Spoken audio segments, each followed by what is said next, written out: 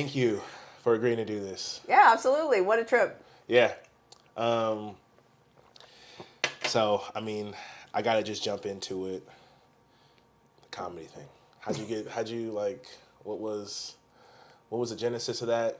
What was the pivot like?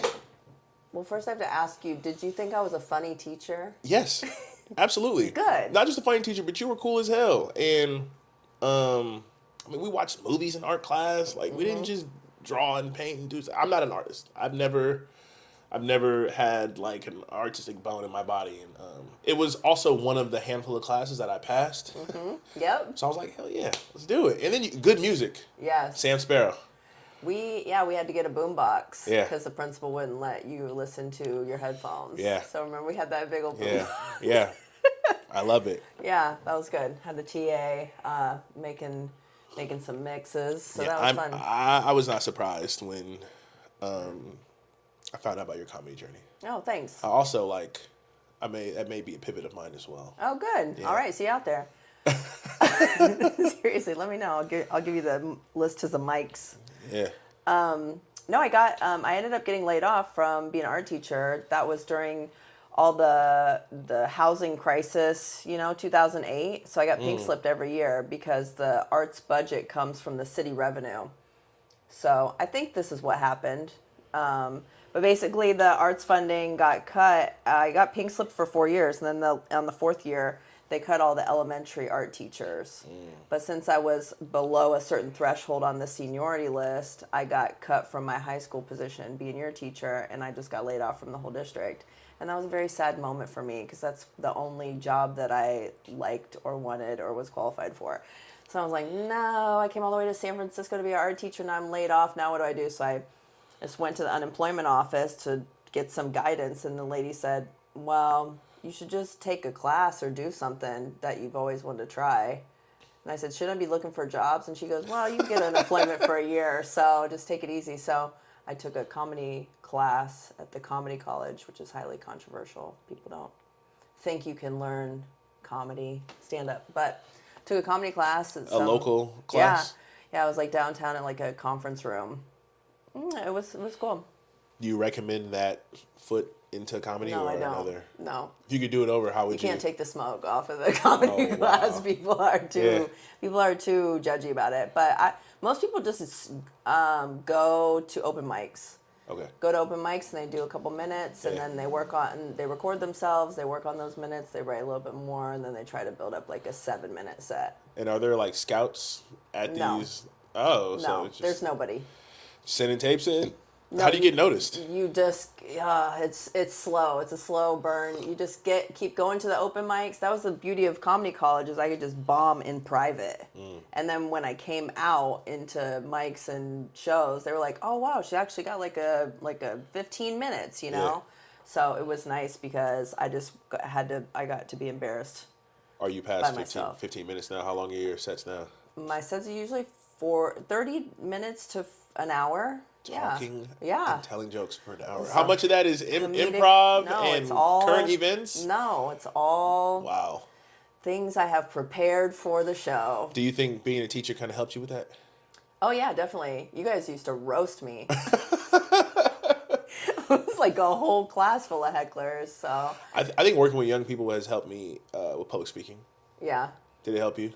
yeah, Or because you got to stay on your toes. Yeah. And being a stand-up comedian is all basically classroom management. You've got a huge class. You're outnumbered. Yeah. It's just you, and people are like, all right, let's see what she has. So yeah, but you guys used to roast me. You ever deal with any unruly hecklers?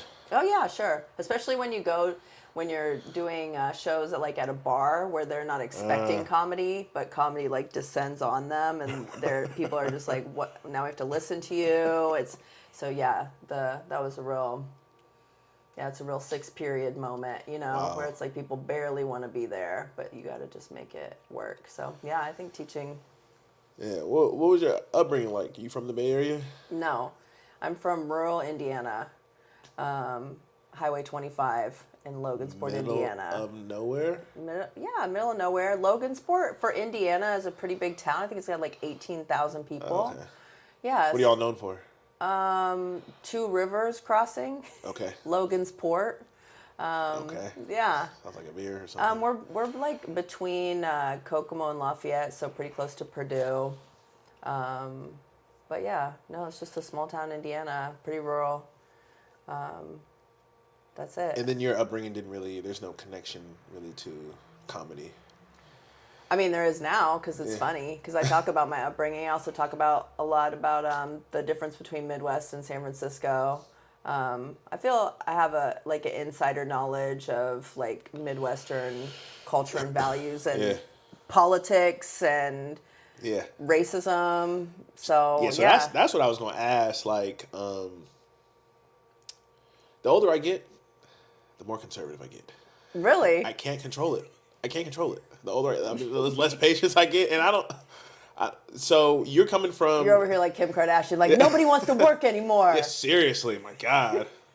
A blue county, red county. No, it's all red. It's all red. And then what was you landed in San Francisco? How did you after college? You go to school out here? Or? No, I went to Ball State University in Muncie, Indiana.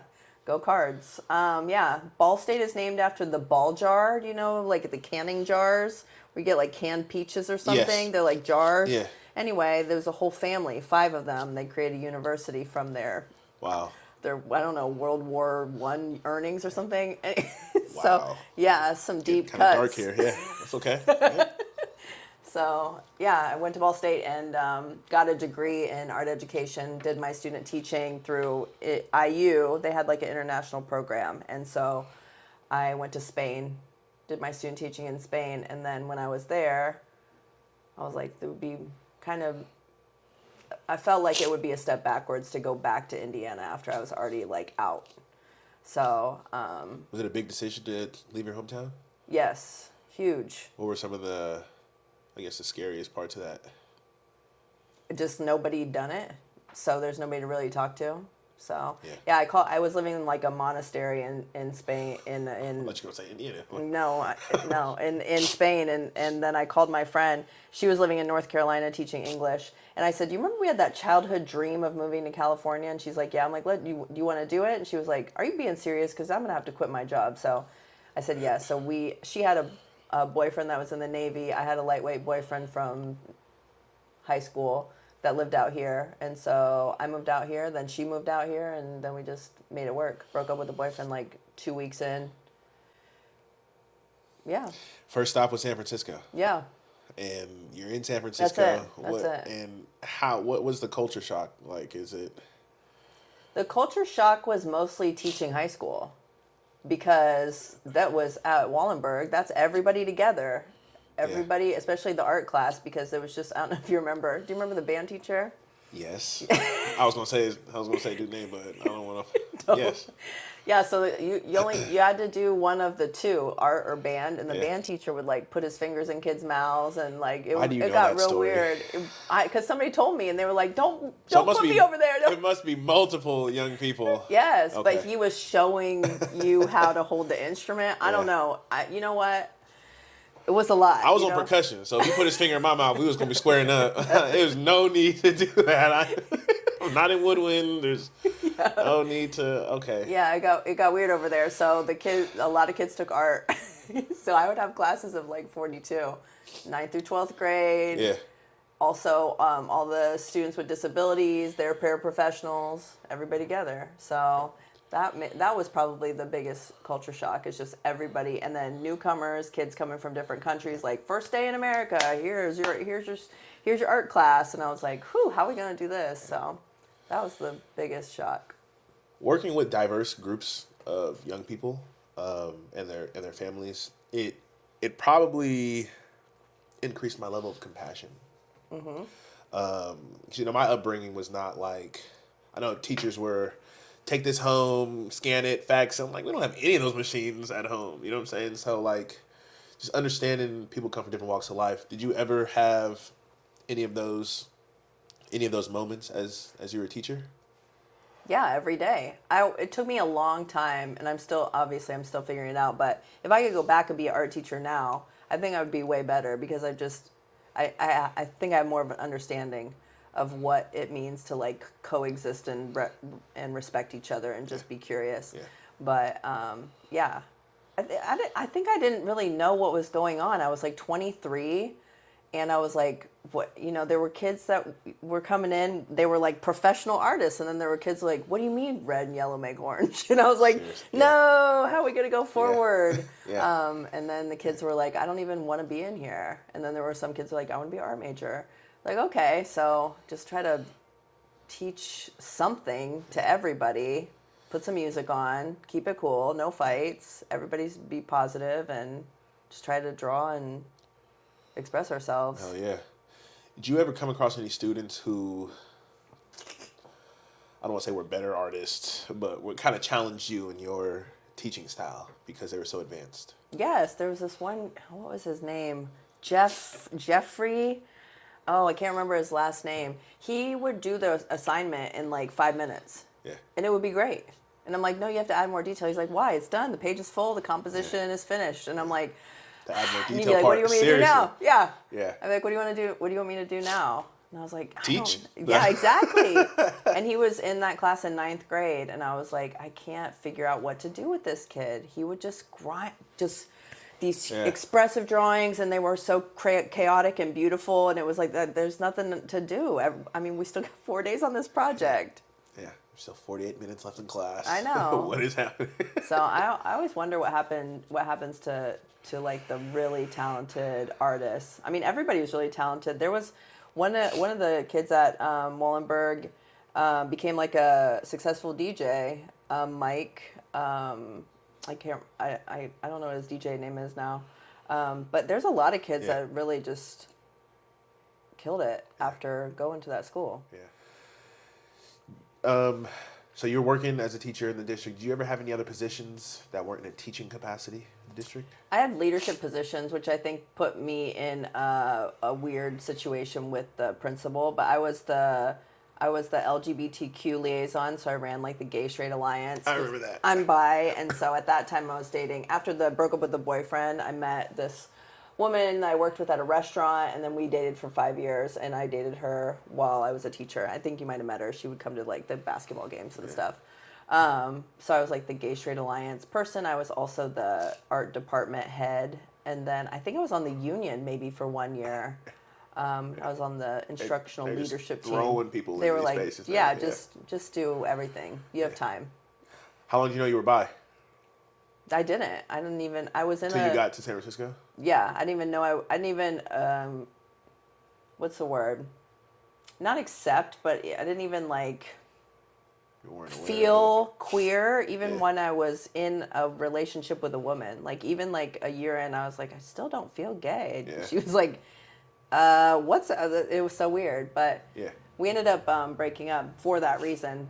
I mean, I was together with her for 5 years, and it was honestly probably the most healthy and positive and lovely relationship I've had in my whole life. Yeah.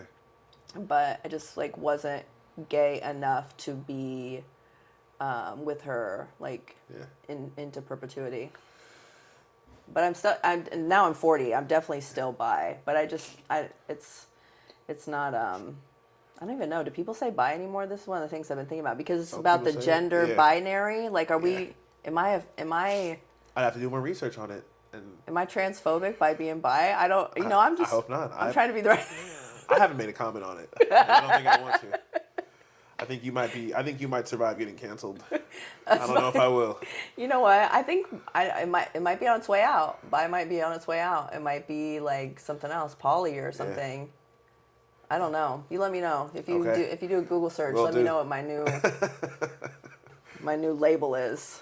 So you hadn't gone through that transition in Indiana in your hometown. No. What would that have been like? Because I'm hearing you kind of 1 foot in, 1 foot out.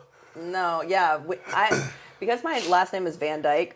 I have my locker next to Jessie Vaughn. She was like the one out lesbian in my high school. So Jessie and I were like buds. She was also in the art class. Yeah. But she would wear these like really like gay t-shirts, that had like pro gay slogans. Yeah. So I mean, if it wasn't for her, I don't think there would be any like tolerance in my high school. Yeah. Tolerance in your family? What was that like? Expressing that to them?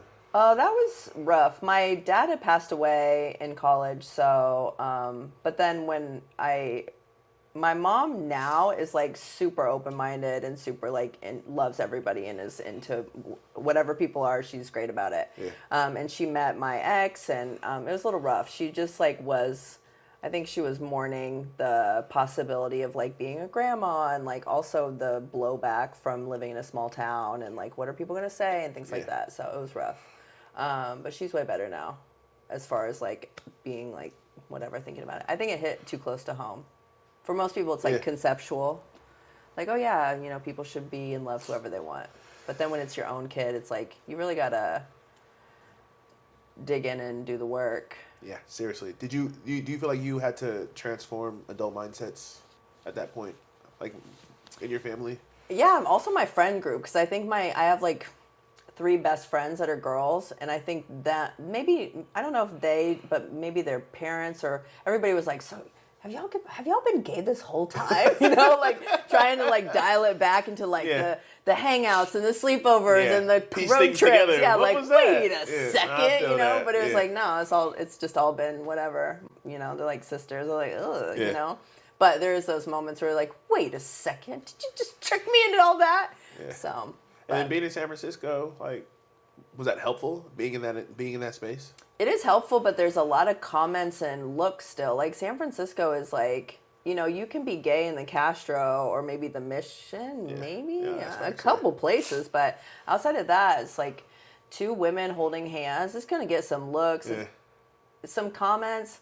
One time I was like in my work clothes and my girlfriend was like, she was like skateboarding, so she was holding her skateboard, and somebody was like, "Is that your daughter?" And I was like, "Ew," you know. Work clothes? Yeah, like I was like art but I was like in I don't know, like in slacks and whatever. Yeah. So I didn't dress too bummy. I don't know if you remember. I was trying to like be in control of the situation. But like dressing more professional, overly professional. You're trying to figure out like what does professional look like at this point. Yeah, how do I trick these kids into believing that I'm in control of this situation? And then that went out the window once you got tenured, right? You can show up in sweatpants. Oh no, I got laid off when I got tenured. Tenure doesn't mean anything. I got laid off when I was tenured. Damn. Mm-hmm. Oh shit. I know, that's out the window. Oh. Busted the tenure bubble. No, seriously, I'm like, because what is tenure supposed to? Mm-hmm. Well, everything's working out good, Mommy. Mom's got her grandkids. Yes, she does. She does have her grandkids, so that all worked out, and so that's good. Now I'm just focused on comedy. Yeah. How are you finding the work-life balance as a mom and an entrepreneur and an entertainer? Me and my kid's dad split up, but for last Christmas he got me a wall calendar. What is it? Like a paper calendar. Yeah, hell yeah. And he was like, I think you need this. And I was like, okay. And so I honestly do everything on the wall calendar. Yeah. And I try, when we were together and we were like really trying to like figure it out, like how am I going to maintain this marriage and also kids? Because when you do comedy, you do it like 6 or 7 nights a week, multiple shows. Yeah. Like if you're really serious about going somewhere within whatever, 10 years. Yeah. So once you have a relationship that you care about and friendships that you care about, you have to like kind of sacrifice something. So what I did was I try to book out, I still do this, I try to book 3 nights a week as a baseline. And only up to 5. So 3 to 5. And so I just do that almost constantly. And comedy shows are hitting you up. Yes, but I do try to fill in the gaps too. Like if I have a light week, I'll reach out to producers and say, hey, I got a, Thursday, Friday this week in whatever, January. Do you guys have anything? What's the business model behind comedy? Like, how are you getting paid? Pull up to the show, get the check, and then go on stage? Or? No, you get paid afterward. I think it's bad luck to get paid before, although the manager at Punchline always pays before. Yeah. But yeah, no. You just do the show, and then you get either a check if it's like a show, you might get Venmo, you might get tips. I just did the more famous of people you work with, the slower it is to get paid. Yeah. So you'd be waiting 2 weeks for your... Wow. How do you handle that? You just sit and wait? I just let them know, because I've also heard horror stories. And most comics say, like, you know, the rule is you don't walk out of the show without counting the money. If they pay you with an envelope of cash, you count it right in front of them. Yeah. You know, you check the check. But when you're working with a famous person, usually I just try to talk to their manager and just say, what's the plan for the compensation? Yeah. Like, what do you need? Is it direct deposit or whatever? Try to get it all ironed out, so I'm not chasing them down the tour dates. Yeah, seriously. Because I'm nobody, you know? I'm just a local host or feature or whatever, you know? Are you going on tour soon? No. I'm going on sabbatical. I got approved for sabbatical, so I leave on January 9th. So the school district has a program where every 7 years you can take a semester or a year off. You still get 60% of your salary, keep your benefits, and it's, you know, a retention strategy for staff. Yeah. So I've been with the district for 16 years. I've already slept on this sabbatical. So yeah, where are you headed? Just away. I just want to stop grinding this hard. Yeah, leaving the country, leaving the... Both. I'm gonna, right now I'm in the mix of like, you know, getting my apartment rented, and so I was like power carrying everything down to the garage, but first stop is going to my mom's house in Grand Rapids. I just want to like play in the snow fights, get a little Y membership, work out, do some swim classes, go see Frozen on Ice. Just some Midwestern, boring winter, watching movies, reading books, hot chocolate. Just getting out the rat race. That's it. That's right. Sleeping in every day. That's right. And hugging my kids and not telling them no and not telling them I'm busy and all that stuff. So that's that. Then I'm going to go to Cuba, where my kid's dad is from. So go see his whole side of the family probably for 2 or 3 weeks. Yeah. And then I'd like to do like a road trip with my mom in Ireland. One of the teachers that I work with sent me an itinerary that's like castles, playgrounds, and breweries. Fire. Yeah. Yes. Yeah. Thank you. Yeah, be at castles. Yeah. Castles, beer, and playgrounds. That's the dream right there. So, and then I want to do a beach house somewhere far away, like Thailand or the Philippines or Bali. Just like roll out on the beach, sand castles, fruit, coffee. Yeah. Nothing. That's it. That's the sabbatical dream. Yeah, sounds amazing. I know I'm jumping around. Do you have any success stories from like some of the students you worked with? Yeah, you. Oh, well, thank you. I appreciate that. Yeah, you. Yeah. No, honestly, I don't keep in contact with that many students, but I do follow a bunch of people on Instagram. And it looks like everybody's just like doing their life. Yeah. And I feel really proud. Brianna Butler, I ran into her. Trying to get her on a pod. Yeah. She's got a wine label, I think. I've seen it. And she was I ran into her working at the Public Utilities Commission, PUC, and she was running like a community impact program. And I was like, Brianna Butler? She was like, yes. So it was, and you know, she's just killing it. I'm just so happy. Kristen Versosa is like married and expecting her second son. And I ran into her and her now husband at the bar. We had a drink and he was like, she talks about you. That was such a pivotal class. It was like really, I'm just like so happy to see people thriving. Yeah. Did you have any adverse experiences working with the adults? Yeah. Oh, yeah. Do you think that were there any times where you're practicing advocacy for young people and you have some of the adults kind of stop your motion? I don't know. It's hard to think back. I think I was like, partly doing a good job. And then another part of me, like, I think I was like a harmful white person, you know, and I was kind of getting played into the, like, the teacher lounge politics of like teacher versus admin, teacher versus the district. And I was like new, I was only 23, 24. Yeah. So I don't know, you know, and then also because I'm from Indiana, it's not like I have this deep knowledge of, you know, contemporary art, artists of color, queer artists. I've just been hit with the Picasso, Van Gogh, Matisse, blah, blah. So straight curriculum stuff. That's it. That's all I know. Did you ever like have a desire to step outside the curriculum? I didn't have a curriculum. When I got hired, they were like, oh, yeah, whatever you do is fine. Oh, okay. And I was like, oh, what am I going to do? Yeah. Did you eventually like switch it up? I don't think so. Yeah. I don't think so. Because it was like, I taught basic art and advanced art. Yeah. And so it was, 4 classes of the basic art class and then 1 class of advanced. Advanced class, we just did more advanced techniques. But I didn't do that much art history because, honestly, anytime I would put the PowerPoint on, he would be like, no, not again.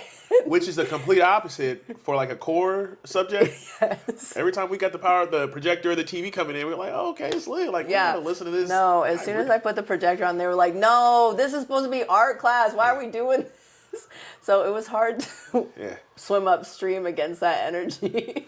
Well, one of the things I really appreciated from that class is that you stepped outside of painting and drawing and looked at films and you looked at like director cadences. Mm-hmm. Michel Gondry, watches music videos with Daft Punk, and then watching what was that movie with Jack Black and Mos Def? Mm-hmm. And that's something that I'm kind of nerdy. My friends love that, and when I'm watching something, my wife hates it. I'm like, look at this, he did that in this other movie. This is his common theme here. Like, oh, so that was something that I think you kind of sparked that interest in me as well.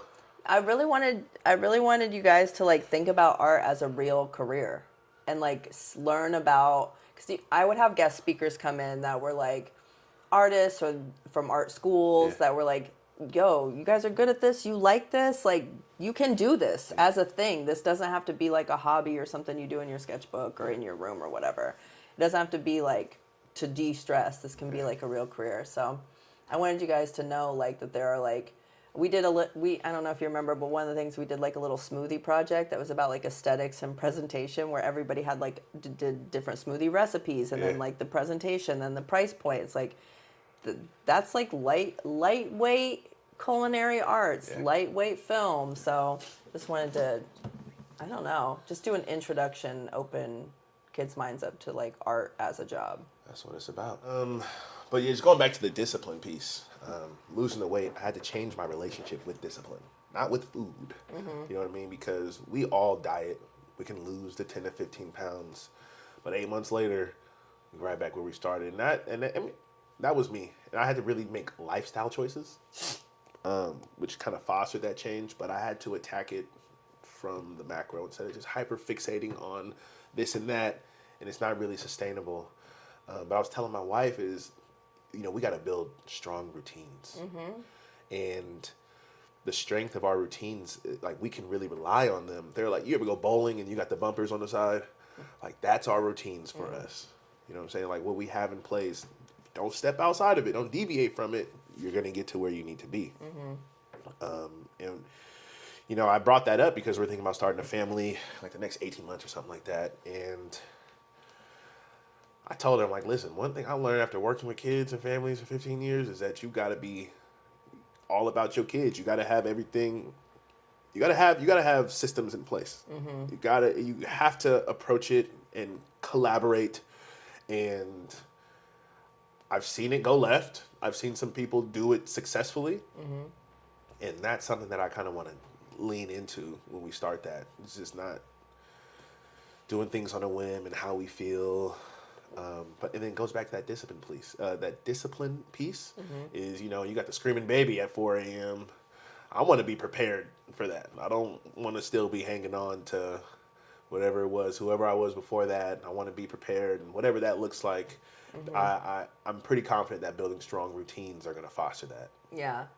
That's the biggest part about having your first kid is coming to the realization that your former freedom to move is over. You're going to have this person with you, unless you make other arrangements. Yeah. So if you get over that real fast, then it gets fun. But a lot of people really grieve that and they fight it. And it gets so you really got to just run around and have as much fun as you can until the point where you're like, I'm done with the fun. It's all the same type of person. Seriously.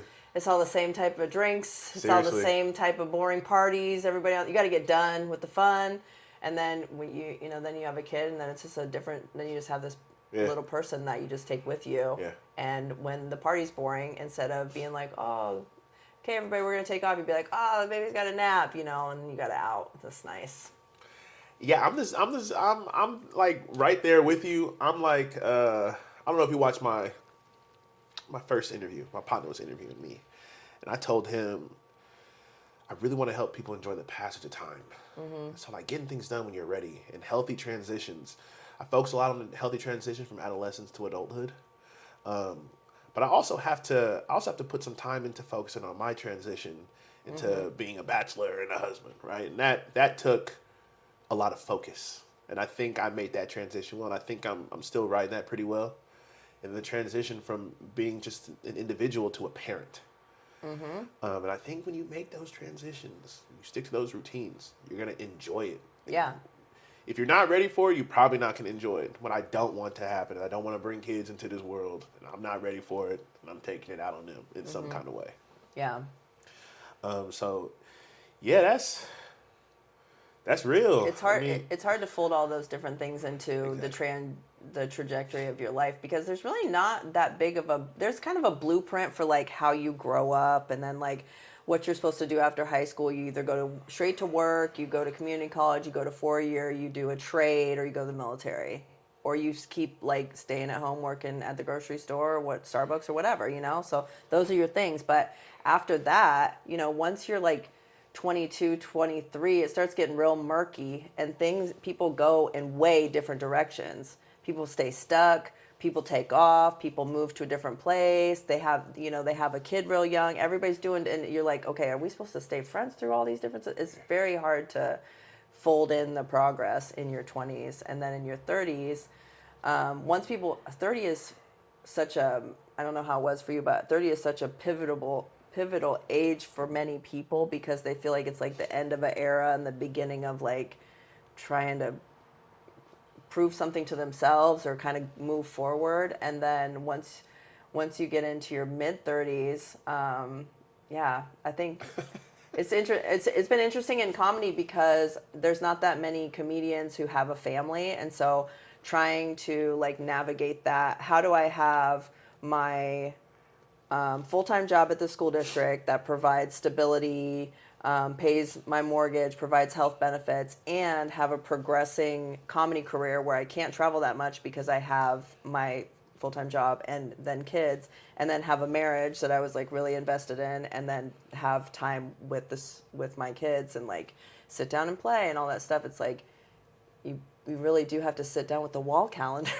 as dorky as it is, and be like, okay, from this to this time, this happens. It's just the routines, And it's like, if you can do 20 minutes of reading every day, then all bada bing, bada boom. Look, your kids love books, Or if you can sit down and have breakfast every morning, okay, look, now we started a healthy habit in the morning. And comedy is a great job to have with the family, because you put the kids down to sleep, you do the bedtime routine, and then they're sleeping. You're not missing anything. They're not missing you. You go do a show, and back by 10, wind down and go to bed. So like that, it's really back by 10. Yeah, so sometimes you set them off the stage and getting your envelope and going straight to the car. Yeah. That's right. I love it. You guys have a nice time with your alcoholism. I'm going to go home and scroll on my phone until I pass out. Thank you so much. Yeah. Art, comedy. What is an easier form of expression? At this moment, comedy is, just because it's scheduled.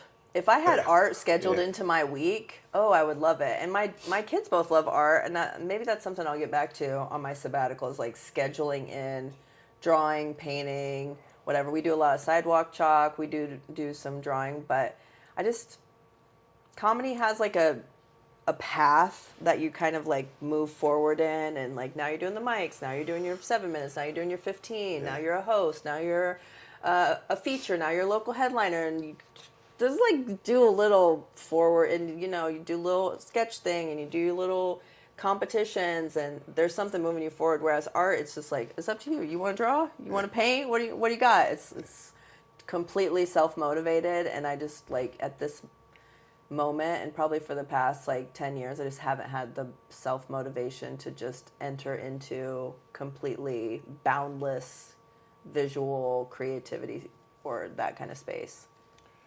Thanks for asking. Absolutely. I had a realization about myself. Yeah, just well, now. when people pivot, that's one of the things that it's like one of the first things I ask about. I have two passions: making music, playing basketball, and coaching. Everything about basketball except for reffing. Fuck out of here. But I don't know, like, can I spend more time on the court or more time in my studio? Yeah. I don't know. And it actually it does this depending on the time of the year. You know what I mean? So, especially when people pivot, I like to get them to kind of think about their passions in a different way and sustainability. You know what I mean? Yeah. I mean, what was not sustainable for me was 6 nights a week, drinking 6 nights a week. I feel like... On the job? As an art teacher? No, at comedy. No. I say, No, I never... not 6 days a week as an art teacher. Man, being a teacher, you better go to bed early. This is a lot. But no, as comedy, that's unsustainable because you just... And there's a lot of comedians that they get depressed, they get addictions, they get codependency issues, they get lonely because they're not able to like date anybody or make, non-comedy relationships. So you can really, it's so hard to balance your artistic passion life with staying connected to your support system, your friends, your family, and your own self. Yeah. Because you just kind of get carried away in the hang. Because a lot of creativity is hang. You do the art, and then you hang. You hang before, after, you're networking, you're wanting to talk to other people. What are some of the major sacrifices that you've made in your pursuit, comedy and motherhood, and I guess moving forward? I don't think it's a sacrifice, but definitely like having permanence in San Francisco keeps me from like going on the road.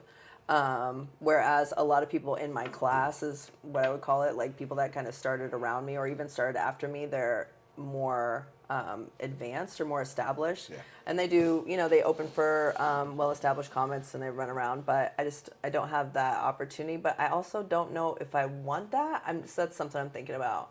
Because the reality of the situation is you do the show. Well, you wake up in a hotel, then you get breakfast, you might walk around town, you work out by yourself, and then maybe you go to the club. I mean, that whole day you've spent by yourself. And then you go on stage and you perform, and you've got to be this dynamic and effervescent person. And then afterwards, maybe you meet a couple people, and then you either go out with fans or whoever you're with, or you go back to the hotel by yourself, and then, rinse and repeat. It just seems not that positive for your mental health. Do your colleagues with the district know you're a comedian? Yeah. And is it hard? Do people like... I've always imagined that someone's a comedian, people are not taking them seriously. Or like, that person's always joking. Mm-hmm. Do you ever deal with anything like that? I feel like people at the district think that comedy is like my side job, and then people in comedy think the district's my side job. So it's cute. They're always like, "Oh, how's the little day job?" Yeah. And at comedy shows, like, "Oh, how's the school district? Oh, it's good, still there, But I'm doing very meaningful work in the school district, absolutely. And then that thing that, "Oh, you got any shows this weekend?" And I tell them, "Oh, how's that? That's good, fun." So, "Oh, seems like a good thing." It's so they just kind of. So it meshes pretty well. It meshes pretty well, yeah. I just recorded my first album, and... That's my next question. Yeah, it's going to come out in February, and I was very, choosing conscientiously the jokes that I wanted to put out there because they're going to exist forever, so... I wanted to keep it. It's not clean, but it's kind of like middle school, like sexuality stuff. Yeah. So if people are like, oh my God, if people are clutching their pearls over these jokes, and be like, have you talked to an 8th grader? And that never gets in the way of like your day job. People are not like, hey, I heard what you said last night. I don't think that was very colorful. I think when people go to a comedy show, they expect it. And also the other comics are like way filthier than I am. So they're like, wow. I actually struggle with that. If I ever were to pursue music or comedy, which are both on my bucket list, how dirty can I get, pretty much? Yeah. And I have a lot of respect for comedians. Like, one of my favorite comedians is Sinbad. Mm-hmm. Sinbad's clean. Like I love watching. He's hilarious. You know what I mean? And like I don't know if I have that. I don't know if. You just kind of think about what you really want to say. Yeah. Also, a lot of the dirty jokes could be rewritten clean, and they're actually funnier or better. I wonder if that's the same with music. Perhaps. I don't know. Maybe not. Yeah, Then you get a real Will Smith vibe. Yeah, my boy Ronnie, he gets angry when he hears a clean version. Yeah. He'll get angry. What are some notable? Maybe you'd have to write clean intentionally. You'd have to get real creative with the wording. With your wording, perhaps. You'd have to be like really go into the depths of imagination to make it even more dirty than even if you just said it plain out. Kids think I'm funny, and adults find humor when I'm talking to kids. Yeah. So maybe that's kind of like a challenge, and if you can be funny clean, then you're good. That's it. Maybe that might be my thing. How is basketball going to come together with music? Are these two separate activities that happen during the day? I don't know. Or do you That's think a great question. Coexist? Maybe maybe a basketball playlist, or we warm up to my music. Who knows? Maybe I can make some basketball songs. Because hoopers love to get like hyped up by the music. Maybe we can make that music. Some 2023 jock jams. Man, I don't know what's going on. These kids are all mumble rap. Yeah. I don't know if I can make that music, but you know. It'd be nice for them. It'd be nice for those things to come together. Yeah, I mean, everybody needs some warm-up music. Yeah. That's probably a fast way to come up is to make like the New Year song. Yeah. The warm-up music. And the gyms are going to be packed. Yes. In January. That's right. Everybody's on the treadmill, so hey, listen to this. You could just make workout and basketball music. That's it. Then you get pigeonholed. And then you get pigeonholed, or the teams lose to your music. So you might have to find some other music. That's right. Do you write for anyone? Do you write for like bigger names? No. Do you hear of that a lot? Like bigger names coming at a certain time, like on tour, like, hey, I liked your stuff. You want to write for me? I have heard of people writing for other people. I feel like people are more writers for like late night for the Jimmy Kimmel's and the monologue at the very beginning. Yes. So there's definitely writers for that part. And there's also joke writers for comedy specials. You can see, like, usually at the very beginning of a comedy special, it starts with a couple, like, they bust off a couple quick jokes to get the laughs rolling, and then they go into maybe their more personal stuff. So I think there's people that write those quick things up top. Yeah. There's also, like, murmurs, accusations, and probably confirmed kills that those jokes are stolen from other comics. Sure. Well, I think I have a personal theory that in music and perhaps comedy, no idea is original. Really? No. I think somebody somewhere would have thought of that. You know how many jokes I've told my friends, and then I watch something from the 90s and they said the same thing, or like I'm making music and the chord progression is the exact same. Yeah. And I don't know Nas's producer or you know what I'm saying, like Young Jock's producer. But I feel like experiences are unique. Maybe there's no unique idea, but I feel like I've seen some comedians tell stories, and I'm like, yeah. That's wild. You're the only person that's ever had that experience. And so I think storytelling during a comedy set is the way. Kevin Hart has a masterclass about storytelling, about how his set is like one long story that has multiple stories happening inside of it. But I do think storytelling is the best way to do comedy because you can get so many laughs. Think about when you're at a house party and you're like on the back deck and somebody's really just going in. Yeah, storytelling about my airport runs. Yeah. Trying to make my gate on time, and this bag weighs too much. Yeah. So that's facts. Yeah, people are laughing, and you just talk louder over their laughs, and they can't catch their breath. That's the best. Yeah. Because if you just do like set up punchline, you just get waiting, laughing. But storytelling, you can just whoo. You're like, my face hurts from that story. What are some notable names that you've I guess rubbed elbows with or collabed with, or some of your favorite comedians to work with? I don't know if I haven't collabed with anybody, but I've definitely worked with some people. I really liked working with Colin Quinn. He came in and did the ACT theater. He was on SNL. And we just like hung out for maybe like 4 days in the back in the green room and back and just had tea. And I felt like I was really like a uncle niece moment where I was like, I don't know, it was just really nice. Who else I worked with? Oh man, I'm so horrible at remembering. Yeah, I'm not, and now I'm on the spot. I can't think of it. I can't think of anybody's names. Is there any room in your sabbatical for like doing shows? Have you looked into that, or are you taking that time off as well? I'm not like I'm not gonna like abstain from comedy. Like if comedy happens, I will let it happen. Yeah. But I think I want to work more on the back end of it because I've been working so much on just to geek out a little bit. So I did that album. So that was an hour of like kind of my tried and true jokes from the last 10 years.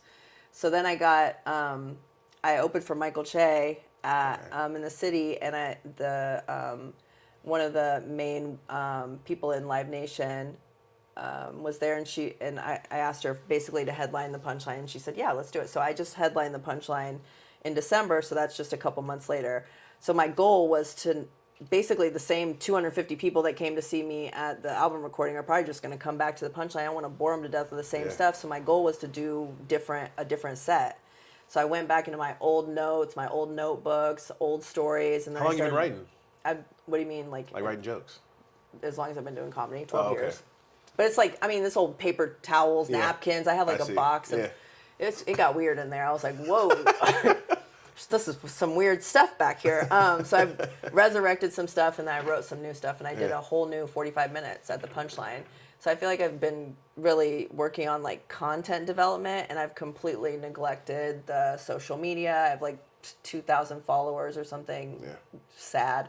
So I need to like do what the kids are doing, get my little clips up there with the caption, exactly build my following, and post every morning. Yeah, post in the morning. That's what I'm doing. I have not been good at it the past couple of weeks, but yeah, you have to. It's the algorithm. Yeah, exactly. You got to do the trajectory. So I'm going to apply for some festivals. Yeah. And it's kind of cheesy in the comedy community, but I think it's kind of cool, like to be a cruise comedian. So you perform on cruises. I like traveling. Forced and I proximity. Like comedy. You can't lead a cruise. Right, exactly. Sit your ass down and get a drink. Yeah, let's go. So I would love to be able to be paid to take a cruise. So might get my little cruise set together, and I don't know. I just need to focus more on like the business end and the back end because. Do you have an agent or a manager? No, I don't. Do people really need it? I don't know. That's a great question. I think there's people who have agents and managers and it's really working for them and that person works for them, but you have to manage the manager, I think. And so it depends on how much business acumen you have to kind of direct where you're going, and then they use their connections to try to make it happen. But then there are other people that use ChatGPT to be their manager and booker, and you know what? Yeah. That's great too. It's a lot cheaper. They don't take 15%. Are you going ChatGPT, or you? I'm just going myself for right now. Do you think you might get one, or just as you grow, just kind of? I don't know. I feel like it's uncharted territory for me. I might like phone a friend if somebody reaches out to me, but. Yeah.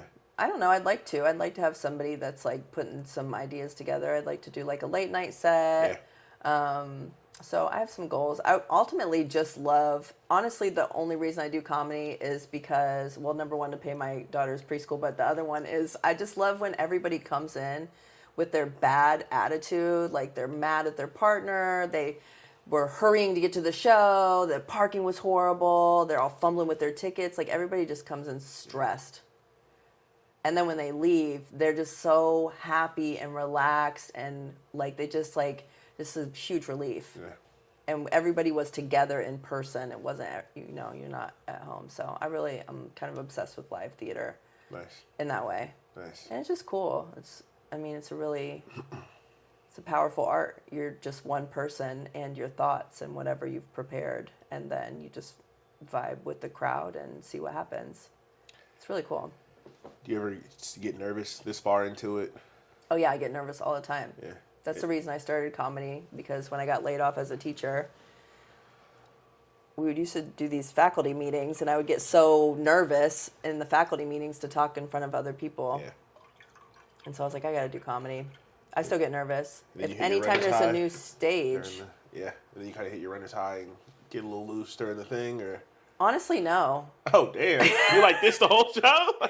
I mean, maybe it doesn't show up, but it depends. If I have a couple jokes that are very physical, so I can kind of like lean into those and open up. But there's some times where I'm in like a big show that's a lot of pressure, and I feel like I don't ever lighten up.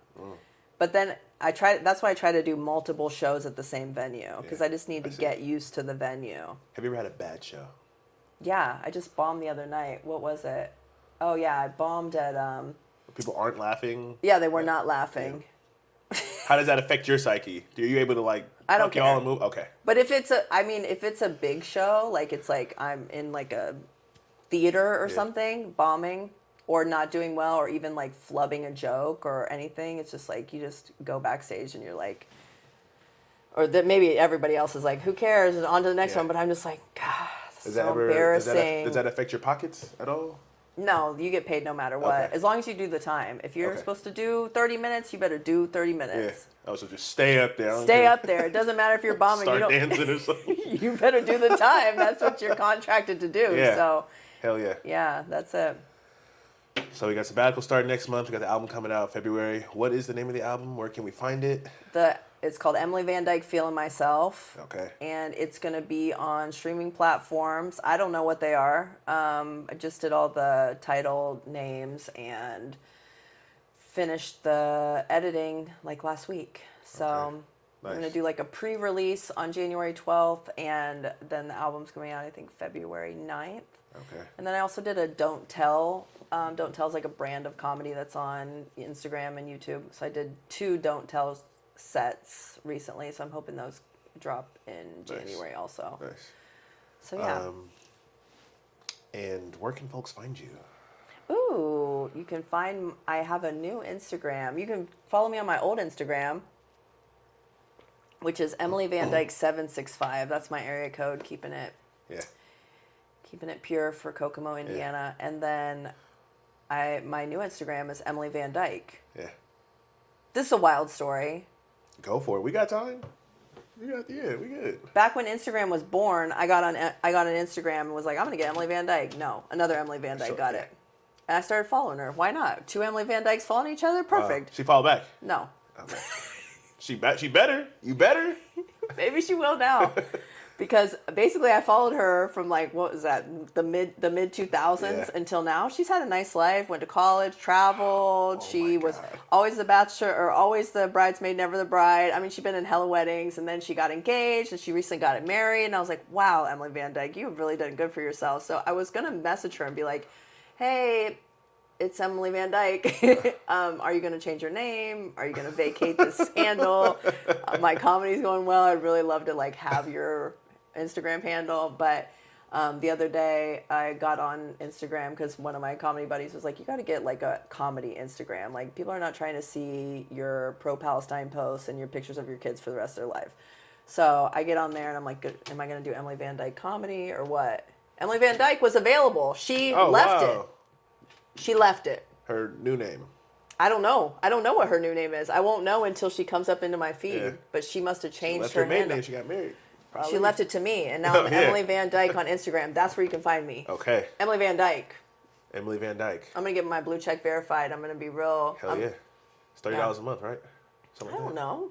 Is that what it is? It's something stupid. I know. Well, maybe I should get more than 11 followers on that new Instagram first. Yeah, perhaps. So that's that. I don't have a podcast channel, the Next Wave channel. No. A page. I don't have one. Yeah. It's just on my page. I'll just post the reels, and I don't know. Maybe if I blow up enough, perhaps. I know. Yeah. You got to get them scheduled. That's what the professionals do. They schedule their posts, and it's a whole thing. Seriously. It's like you got to be like a whole media production. We've just, as a society, we've just become here. Like, my posture is bad. Oh, yeah. I feel like I sprained my thumb the other day and my pinky. You got to get a pop socket. I know. Get the pop socket. I know. My friend hit me with the pop socket. My pinky and wrist was all fucked up. I know. My wife gave me the pop socket. I'm good now. You know what? That's what wives are for, supporting your... Absolutely. And then I'm done trying to protest the system and what have we become? You got to lean into it. Yeah. You have to post. Mm-hmm. So, I'm trying. That's why everybody's posting crowd work. All the comics are posting crowd work. And I work with young people. Mm-hmm. So I ask them for all the musical suggestions. There you go. I hate everything they give me. But, I just get out there. You don't like anything that they're listening to? Very few, unless it's something that I was listening to. Like one of my kids, he was like, "Oh yeah, I'm listening to Lauryn Hill, X Factor." I'm like, "Okay, all right, cool, okay." But other, oh my God, it was Lil this and Young that, and just oh man, just underground. Some stuff, maybe some stuff, but I gotta lean into it.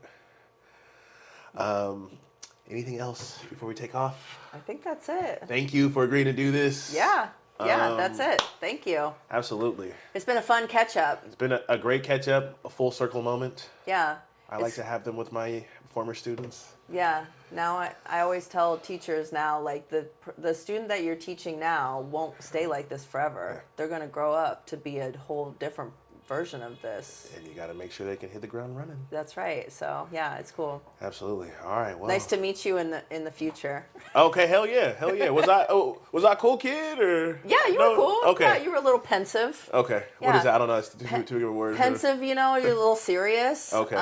Analytical, analyzing the situation. A creature of habit and surroundings. Yeah. I had a job, after school job, and every time I got paid, just bi-weekly, I would go get this fat ass sandwich, and I had art first period, and so I'd be there with this sandwich.